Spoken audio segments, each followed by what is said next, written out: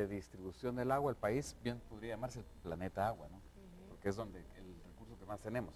Lamentablemente es un recurso que no, como es gratuito, ahí está, entonces la gente no logra valorar mucho el tema. Sin embargo, los medios nacionales, los países, tienen políticas muy diferentes que no están unidas en el contexto de la globalización. Guatemala podría ser un país eventualmente exportador de agua porque tenemos buenos índices de tener agua, pero al no tener políticas de gestión del manejo del agua es donde se empiezan a ver las distorsiones y empiezan a haber problemas de aprovechamiento del recurso de una manera inteligente, ¿verdad? La contaminación de todos los países desde el punto de vista de las aguas servidas en cada país, es evidente que hay problemas en todas las cuencas que van a contaminar directamente y todo va a llegar al mar, ¿verdad? Entonces no hay un aprovechamiento inteligente, a mi criterio, en todo el mundo de esto. ¿Y tú qué opinas? ¿Hay acceso al agua en nuestro país, en Guatemala? ¿Hay acceso al agua, acceso de parte de todas las personas? Yo creo que estaríamos de acuerdo en decir de que no, de que conocemos y vemos casos día tras día donde realmente no hay acceso al agua. ¿Cómo vemos esta situación? Bueno, en principio era entender que el acceso al agua está considerado un derecho humano, ¿verdad? Las Naciones Unidas definen dentro del nuevo decálogo de derechos humanos la universalización y el acceso al agua. ¿Cómo andamos en Guatemala? La universalización y el acceso es un tema en el cual participa el Ministerio de Salud, participan las municipalidades, las comunidades, y anda alrededor entre el 68 y el 72%. Eso quería decir en términos generales que en la población andamos alrededor de unos 2.5, 3 millones de habitantes del país que no tienen todavía acceso al agua, a lo que llamamos agua potable, al acceso en calidad y en cantidad. El Sistema de Naciones Unidas considera que lo mínimo que un Estado debe garantizarle a un habitante son 15 galones día habitante. Y hay gente que no tiene acceso a eso, por distintas situaciones, por inequidades, por exclusión, también por la cobertura. Las poblaciones no están asentadas cerca de los lugares donde está el agua, hay que llevarla de muy lejos. La ciudad de Guatemala es un muy buen ejemplo de dónde no debe haberse construido una ciudad, ¿verdad? La ciudad se pone en un valle intercolidar en el parteaguas del país, entonces el agua del acueducto tiene que venir desde Chimaltenango. El agua que nosotros en Guatemala estamos consumiendo, una buena parte viene de Chaya y Pixcaya, al norte de Chimaltenango. Entonces tenemos un tema de cobertura, deficiente o no. Aquí el asunto está en cómo las municipalidades gestionan el tema, cómo lo gestiona el Ministerio de Salud, porque solo estamos hablando del tema de agua para consumo humano. Aparte están los otros usos que serían los usos económicos del agua, agua para agricultura, agua para generar energía, agua para transporte, generación, industria y todo lo demás, que ya son usos económicos del agua. Pero ahí vemos una inequidad y un esfuerzo en el CAL, ante la ausencia de dos leyes básicas, que serían una ley general de agua y una ley del sector de agua potable y saneamiento, vivimos en total anarquía.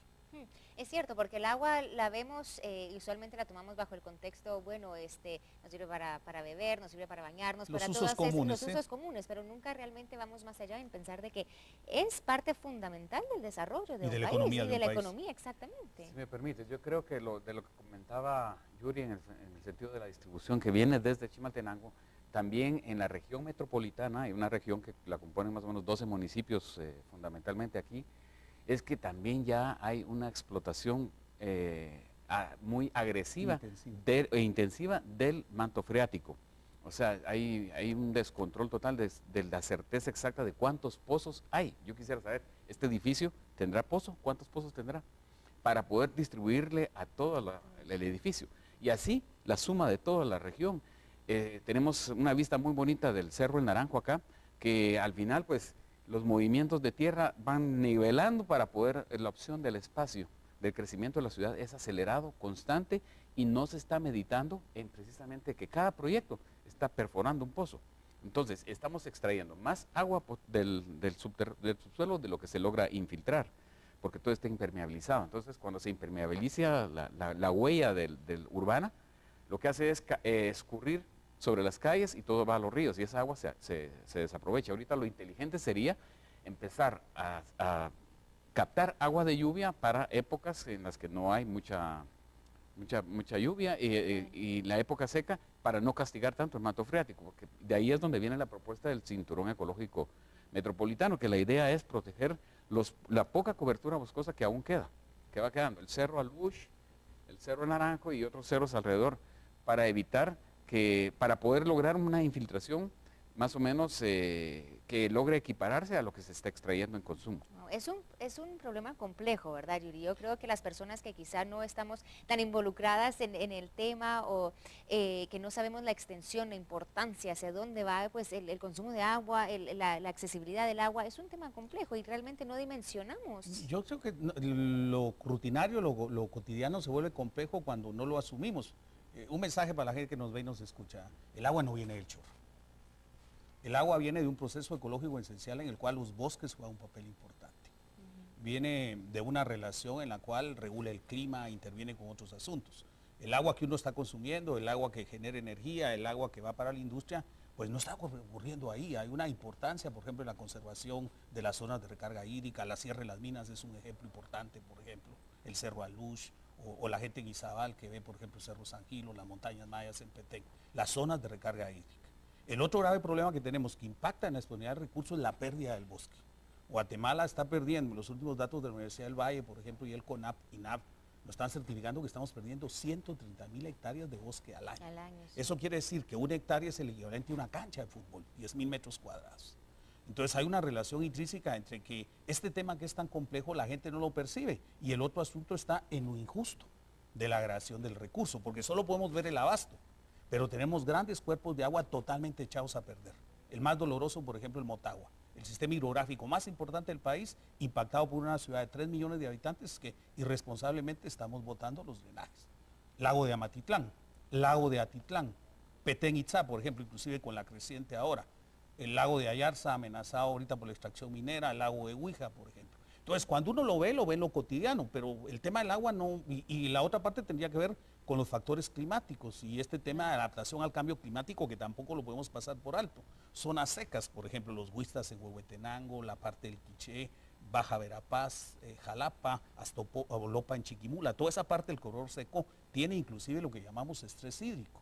Mientras en la casa alguien puede botar el agua, hay otras comunidades que no solo no tienen acceso, sino que el poco que les llega con total inequidad. Ahí creo que también hay un tema de responsabilidad ciudadana. Una parte le ejerce el gobierno, otra le expresa la ciudadanía y otra parte, por supuesto, las empresas. Es precisamente lo que les quería preguntar. Bueno, mencionabas de ciertas leyes que podrían venir a ayudar a resolver este problema que estamos teniendo del agua. Por parte de autoridades, del gobierno, ¿qué se hace? ¿Qué se puede hacer para solucionar este problema? Y después, Gabriel, tú me respondes, ¿qué hacemos como ciudadanos para también ayudar? Mira, yo por años he trabajado el tema del impulso de la ley. La ley no va a resolver un problema de una anarquía de 400 años de mal gobierno y mala administración del recurso hídrico.